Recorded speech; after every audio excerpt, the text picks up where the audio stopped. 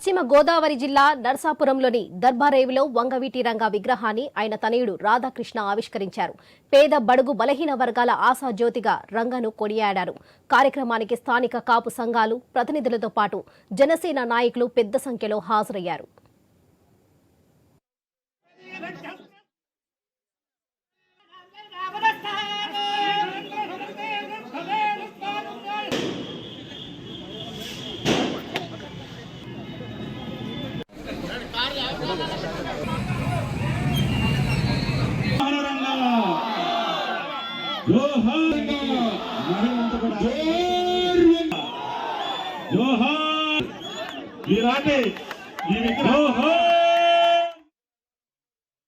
ఏర్పాటు చేశారని చెప్పంటే అభిమానం చాటి చెప్పేసాం.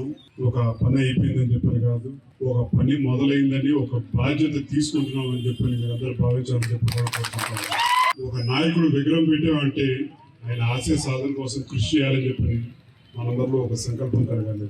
ప్రతి ఒక్కళ్ళు ఒక కులంలో పడతాం. కులాన్ని స్వార్థం కోసం వాడుకుంటే ఎప్పుడో పదవి వస్తుంది. కానీ అలాంటి నాయకులు ఎప్పుడైనా సరే కాలగర్భంలో కలిసిపోతారు.